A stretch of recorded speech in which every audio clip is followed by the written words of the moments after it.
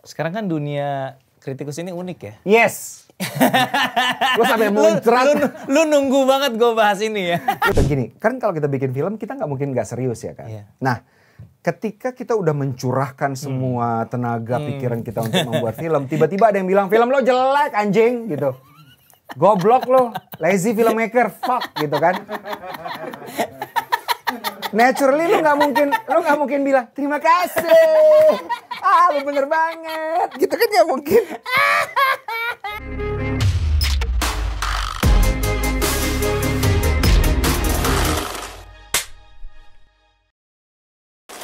Sekarang kan dunia kritikus ini unik ya. Yes. Lo sampai muncrat. Lu nunggu banget gue bahas ini ya. Lo sampai muncrat. Gue merasa gimana ya, kayak dulu kritikus itu kan sesuatu yang lu nggak bisa sembarangan gitu. Lu punya beban tanggung jawab yang bukan cuman kalau dulu ya lu dikasih kolom ya kan, lu berarti harus Lu bilang kolomnya lama, gue kira kolor. Lu dikasih kolom ya kan. Nah terus dulu lah di era media tradisional gitu. Ya. Sekarang kan semua orang bisa jadi media. Yes. Semua orang bisa jadi movie reviewer gitu. Dengan YouTube channel. Kalaupun tidak memiliki pengetahuan yang cukup mumpuni pun, mereka bisa bilang loh ini kan mewakili pandangan awam. What are your thoughts on these phenomenon? Ini fenomenanya terjadi di banyak lini by the way. Bukan cuma di film. Bukan cuma di kritikus film. Okay. Dalam segi kehidupan, there are always changes yang kita sebagai orang yang sudah merasakan hidup di satu era tertentu yang dulunya nggak ada, kita mungkin menolak. Tapi I think we have to embrace it aja. Ya, pertama my stand on it ya, I will embrace it. Kalau zaman dulu orang harus punya kolom dulu baru bisa dianggap kritikus, now you can self-proclaim to be a kritikus. Gua kritikus film, that's okay. Cuman gini, ketika kita menikmati sebuah film sebagai orang awam, sebagai casual viewers, kita kan menikmati untuk diri kita sendiri. Cara kita menjudge film itu jelek atau buruk quote unquote, itu adalah dari apakah kita bisa mendapatkan sesuatu ketika kita menontonnya. Betul. Spiritual journey yang kita alami itu ada kita dapatkan nggak? Apakah kenikmatan menonton that's it, asik? Apakah ada masalah kita yang ketika nonton film ini, gue bisa tercerahkan segala macam. Itu for casual viewers. Tapi once you claim yourself as a film critic, apapun itu, film komentator, atau kita menempatkan diri kita sebagai orang yang nggak self-proclaim sebagai film kritik, tapi melakukan review film secara berkala dan konsisten. Gitu. Ya, katakanlah punya channel YouTube review film misalnya, movie reviewer lah. Movie reviewer atau even akun Twitter apa segala macam. I think when that happens, kita bukan sekedar jadi casual viewer, jadi kita harus melengkapi diri kita dengan pengetahuan yang lebih gitu. Apa pengetahuan yang lebih itu adalah simpelnya adalah cara membaca film. Cara membaca film meliputi banyak sekali hal. Apakah film tersebut misalnya backgroundnya apa, yang mau disampaikan apa, dan tersampaikan nggak apa yang ingin disampaikan oleh sinias dengan menggunakan tools sinematografi, direction, directing, acting dan sebagainya. Kita juga harus menempatkan film itu dalam konteksnya. Jadi kita nggak bisa pure personal experience doang gitu maksudnya? Iya. Tidak bisa pure personal experience karena bukan casual gitu? Yes and no. Artinya kita tetap harus punya that subjective personal experience juga. Tapi selain itu kita harus memberikan sesuatu yang lebih. Jadi membantu orang ketika mereka suka sama filmnya, ketika baca review yang kita buat, now I understand. Now I understand why I like it misalnya gitu. Atau it didn't work for me ketika gue baca, now I understand what didn't work. I see. Gitu. I see. Karena itu akan it's very interesting. Karena itu akan membuat literasi ya. Exactly, membuat literasi. Exactly. Jadi penonton casual bisa lebih banyak pengetahuan dan bisa lebih memiliki perspektif ketika mereka menonton sebuah film. Film itu kan bukan hanya filmnya. Jadi ketika film itu ditonton sama orang, value atau nilai dari film itu bukan cuma filmnya. Tapi kita sebagai penonton. partisipasi kita kepada film itu ketika kita menonton itu juga masuk dalam nilai filmnya. Maksudnya ketika lu pernah nggak, gue nonton sebuah film, terus lu nonton, lu nggak suka. Mungkin mood lu jelek, mungkin lu nggak bisa relate sama konteksnya. Tapi begitu lu dibekali dengan konteks film ini, kemudian lu mungkin moodnya lebih bagus, lu nonton film itu lebih baik filmnya menurut lo gitu, ya kan? Jadi itu dia, nilai film itu sebenarnya bukan hanya film tapi juga partisipasi kita. Hence, ketika kita nonton sebuah film, kita udah meluangkan waktu, bayar tiket apa segala macam. Kalau kita tidak berpartisipasi, kita bodoh. Kan ada juga orang yang mengklaim dirinya adalah fans film. Tapi ketika menonton film, masuk ke bioskop atau memulai sebuah film, dimulai dengan cara berpikir, ini filmnya pasti jelek nih, ini filmmakernya bodoh nih gitu. Ya apapun yang ditampilkan sama film itu gitu. Ya jelek filmnya. Niat awalnya udah ngejudge. Tapi kalau misalnya kita masuk dengan I want to understand the story, the characters, kan beruntung buat kita udah ngeluarin uang itu. Itulah yang so that nilai value dari film itu bukan the film itself tapi juga partisipasi dari kita. Idealnya sih gitu ya, tapi ya sayangnya ya banyak yang memang ya just being, ya nggak bisa dibilang salah juga, fenomenanya emang seperti itu. Maksudnya ya kita mewakili pandangan awam aja. Maksudnya komentarnya juga tidak memberikan literasi gitu. Bahkan to the extreme ya, gue gak usah sebut lah. Pokoknya gue juga, terus terang gue gak nyebut karena gue gak ingat juga namanya. Jadi gue pernah stumble upon this podcast, review film. Yang memang dedicated untuk nge-review film. Dan dia lagi ngebahas PTJ waktu itu. Gue dengerin lah, ada 3 orang kalau gak salah bertiga. And then ada satu poin yang dimana gue berhenti mendengarkan cukup awal ketika salah satu reviewernya bilang gini, gila gue suka banget production design-nya. Siapa ya itu production designer? None of them knows. Gak ada satu orang pun yang tahu gitu. Lu mau nge-review film, at least lu pegang ke informasinya, key crew-nya atau apa gitu. Maksud gue itu kayak, lu mau membuat sebuah dedicated channel for reviewing movies, but you have no respect for the makers gitu. Jadi buat gue kayak, gimana ya? Itu sih pengalaman gue. Intinya kalau kita cinta sesuatu, we uphold it in a special place kan. Iya betul. Kalau kita suka film. Karena tujuannya beda-beda juga sih Jok. Gue maksudnya ada orang yang mengkritik dengan niatan tulus pengen film Indonesia lebih baik gitu.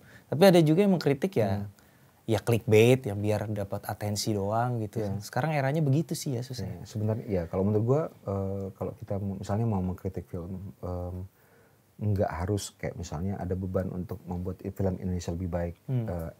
Cukup dengan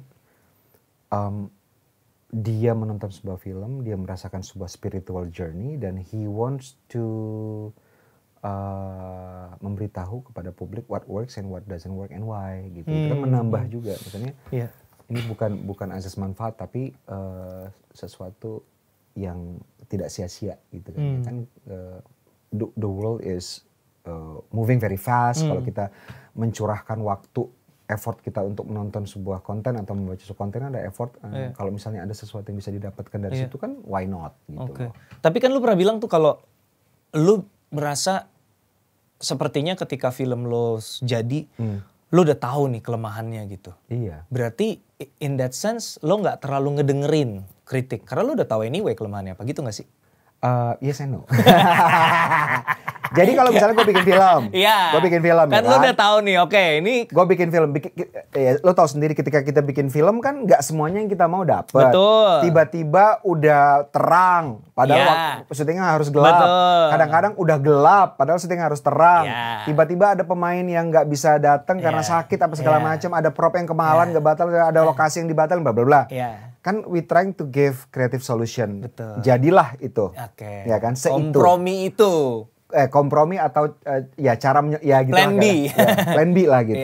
Nah filmnya jadi kan kita seharusnya ini salah, ini works. Ketika diedit segala macam, ini nyampe, ini enggak gitu. Tapi this is good apa segala macam. Itu biasanya gue seperti itu. Jadi ketika misalnya ada orang bilang itu kenapa kayak gitu sih? Itu jelek tuh karena gini. Gue akan tar dulu gitu. Maksudnya adalah ini.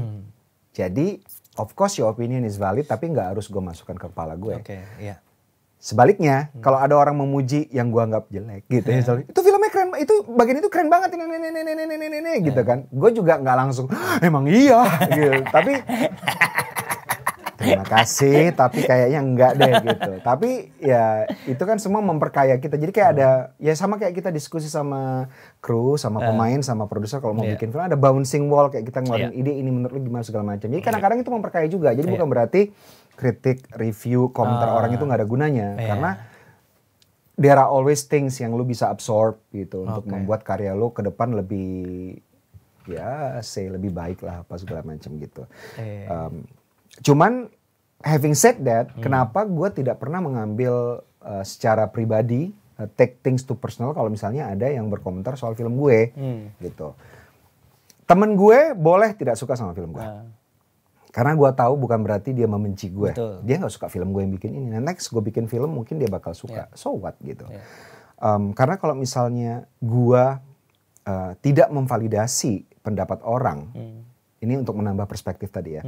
Kalau misalnya gue tidak memvalidasi pendapat orang tentang pengalaman mereka menonton film gue, berarti gue tidak menghargai perjalanan spiritual mereka. Betul. Lu gila, ada orang yang udah mengalami perjalanan spiritual masuk ke sebuah apa namanya pengalaman gitu ya. Pengalaman spiritual itu salah satunya ya agama apa segala gitu. Film juga buat gue kayak gitu juga gitu. Kalau misalnya gue tidak memvalidasi itu, gue kurang ajar karena dia mengalami ini, gue bilang enggak kayak gitu. Jadi menurut gue bagaimana mungkin kita bilang pengalaman seseorang itu invalid gitu kan? Exactly. Kita harus mengakui itu. Betul. Gitu. Itu yang dia rasakan. Betul, kan? betul. Nah itu yang harus kita take into account juga kalau menurut gue. Ya gitu. Jadi itu budaya yang harus diinin sih, Nes. Dibudayakan, budaya yang harus dibiasakan gitu. Gak gampang sih ya. Gak gampang. Gak gampang, pasti baca komentar. Biasanya butuh waktu baru ternyata there's some truth to it yang kita harus akui. Ya emang omongannya walaupun pedes ada benernya, cuman memang gak gampang sih. Gak pernah gampang. Tapi bukan berarti kita juga tidak boleh bereaksi. Artinya gini, misalnya kita bikin film kan kita serius. Mana pernah bikin film gak serius? Orang bikin film persiapannya bisa 24 jam dan persiapannya 3 bulan, kemudian syuting sebulan, editnya bisa 3 bulan kan 7 bulan paling nggak kita bikin film. Nggak mungkin kita nggak serius. Bayarannya juga berapa sih di Indonesia kan nggak yang. Kalau gue sih lumayan. Oh gitu ya. Siapa produser lo? Perbedaan saudara kaya dengan saudara biasa aja. Selalu. Ya kan? Dia dari dulu selalu belaga miskin dulu, selalu belaga miskin emang. Terus gini, kan kalau kita bikin film kita nggak mungkin nggak serius ya kan. Nah, ketika kita udah mencurahkan semua tenaga pikiran kita untuk membuat film, tiba-tiba ada yang bilang film lo jelek anjing gitu. Goblok lo, lazy filmmaker, fuck gitu kan. Naturally lu nggak mungkin bilang terima kasih, lu bener banget, gitu kan nggak mungkin. Iya kan? Tentunya kan dalam hati kita anjing, gue udah serius banget. Gua nggak tidur gitu kan. Tapi kan ada dua pilihan, kita bereaksi atau tidak bereaksi. Iya benar. Gue juga learn it the hard way. Gue dulu gini, gue kalau misalnya itu terjadi, gue allow myself to be heard and sad, tapi not too long. Mungkin sejam, paling lama sehari, paling lama 2 hari lah gitu. Jangan dibawa baper, karena kalau baper kita jadi bitter. Bahayanya kenapa, Nes? Kenapa? Ketika kita jadi seorang kreator, ketika kita menjadi bitter terhadap respon orang terhadap karya kita, karya kita yang next itu mungkin jadi respon kita terhadap respon orang itu. Sehingga bukan murni dari sesuatu yang seharusnya nggak usah, iya kan? Impuls kita membuat film seharusnya kan dari dalam diri kita, apa yang mau kita sampaikan. Kenapa jadi respon terhadap orang yang mengatakan film kita jelek? Mahal banget yang responnya pakai film lagi ya. Lo tau sendiri film mau ngerespon aja kudu pre-pro. Ya kan, lo tau sendiri kan budget film mahal kan. Kalau gue cuman 2M, lu 15M, 25M. Gitu. Jadi menarik. Kalau dulu gue juga pernah gitu kan.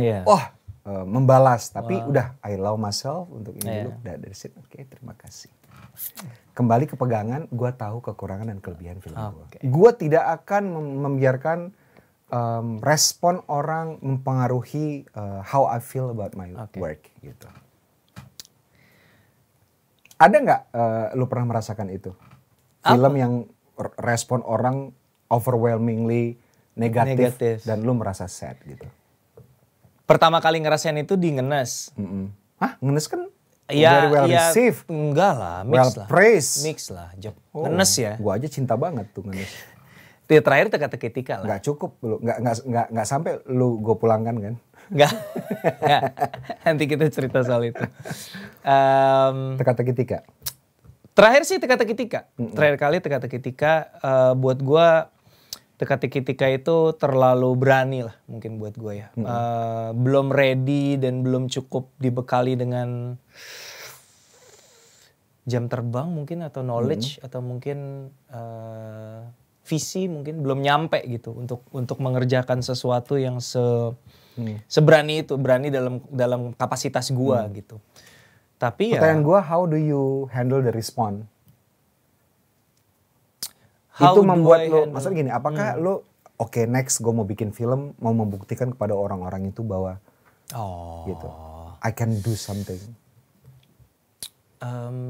Karena Teka-Teki Tika itu kan film gue yang ke-6 ya, dan sebenarnya kan film gue juga nggak yang semuanya well praised banget juga, maksudnya selalu ada lah, kritik kan selalu ada, jadi udah tertempa sih Jok, to be honest. Kalau kritik ya, maksudnya gue nggak reaksioner lagi sekarang gitu.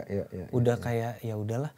Gue amini aja kalau orang udah nonton, orang udah spend waktu, spend duit, udah capek-capek dandan, capek-capek pergi ke bioskop gitu. Mahal-mahal beli popcorn sama Aqua gelas 15.000 gitu. Aqua botol kecil. Ya mereka bisa ngomong apapun yang mereka rasakan tentang filmnya, apa hak gue gitu. Jadi gue udah berdamai dengan itu.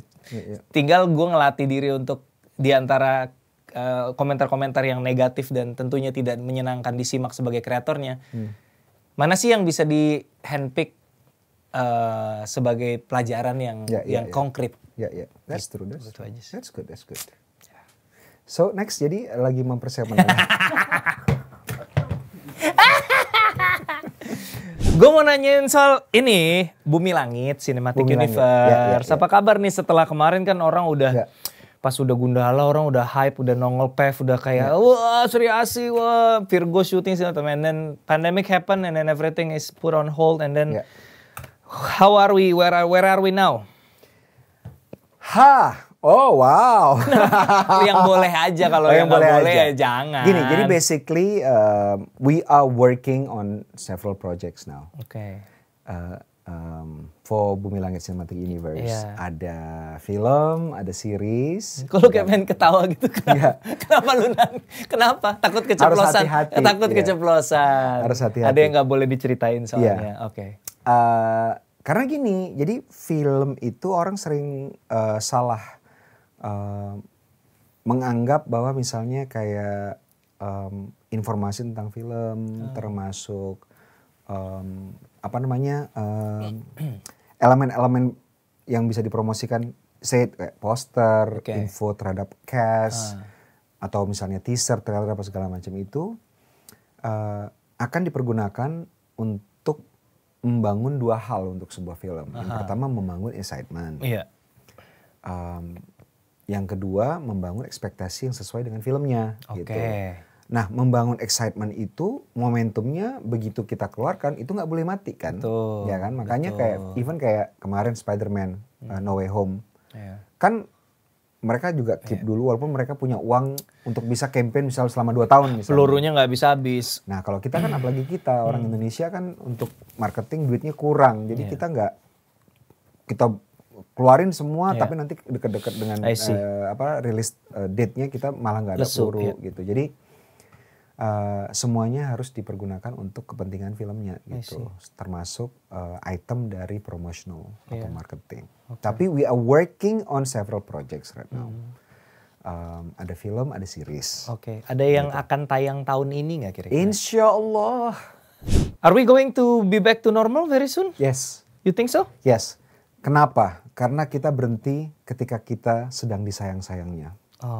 Jadi tahun 2019 itu kita 54 juta tiket loh. Historical numbers untuk dan film itu Indonesia. Tahun ke tahunnya begini ya naiknya. Betul, naik terus gitu. Jadi walaupun kita berhenti 2 tahun ini, terbukti kemarin walaupun kita pandemi ada yang 1,5 juta penonton, ada yang 2,3 juta penonton. So it's a good sign bahwa film Indonesia masih dicintai oleh publik Indonesia. Karena menonton film di bioskop itu nggak ada matinya kan. Still experience yang nggak bisa tergantikan dari menonton dimanapun gitu. Jadi it will still be there. Jadi film Indonesia besar banget. Nilai pasar kita 500 juta US dollars tahun 2019. Nomor 10 terbesar di dunia. 10 terbesar di dunia. Dan sumbangan pajak kita dari penjualan tiket bioskop saja 1,4 triliun. Itu belum termasuk food and beverages 1,2 triliun. Jadi besar banget. Kita punya lebih dari 25.000 pekerja film. Lebih dari 2.500 badan usaha di film. Jadi it's a big industri. Dan tahun 2019 kita sedang ada di masa kemasan. I don't think pandemi akan membuat itu berkurang gitu. So once we jalan lagi kita akan terbang. Iya. Udah ada beritanya sih Jok akan segera kembali 100% kapasitas. Yes, that's good. Semoga segera kembali. Karena menonton film di bioskop itu adalah dari dulu juga relatif aman kan dibandingkan misalnya ke restoran gitu kan, kita nggak buka masker, kita nonton segala macam. So it's going to be good. We waiting for your movie next.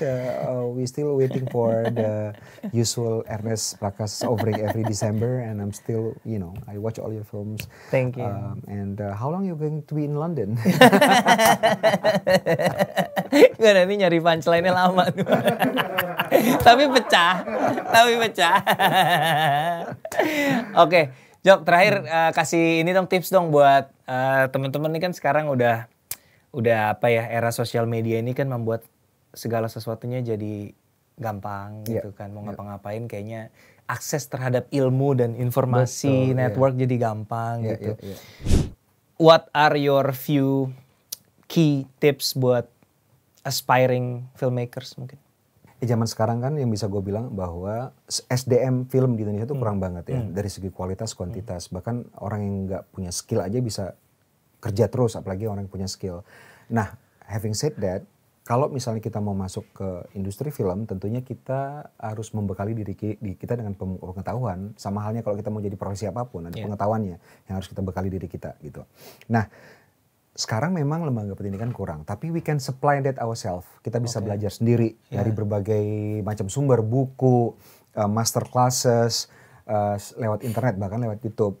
Cuman kita harus paham, kalau misalnya kita memilih jalan mau mencari jalan untuk menjadi seorang sineas, kita kan menjadi pembuat sinema gitu. Berbeda dengan konten. Jadi kalau kita ngobrol soal sinema, film, feature film itu adalah sebuah produk ya, sebuah produk seni budaya yang menggunakan beberapa elemen untuk bercerita. Di situ ada sinematografi, ada directing, acting dan sebagainya. Kalau konten nggak harus ada itu semua, nggak harus ada sinematografinya, whatever it is, yang penting ada konten yang bisa disampaikan ke publik. Nah kalau kita ngomong soal bercerita lewat sinema itu ada lebih panjang sedikit prosesnya. Jadi learn that. And then make your films, karena kita sedang menunggu banyak orang sekali di SDM. Oke, terima kasih teman-teman sudah menyaksikan obrolan. Terima kasih Ernest sudah diundang. Obrolan saya bersama Joko Anwar, narasumber yang mungkin nanti kali akan menjadi host menggantikan kalau saya lagi sibuk syuting ya. Masa kan sayang kalau show-nya nggak lanjut ya kan. Joko Anwar sudah siap menjadi host pengganti. Thank you so much udah menyimak In Frame, bincang-bincang bersama para pelaku sinema, dan hari ini kita sudah asik ngobrol bersama dengan Joko Anwar. Ernest Prakasa. Thank you very much. Thank you bro. Sampai ketemu lagi. Ketemu. Dah.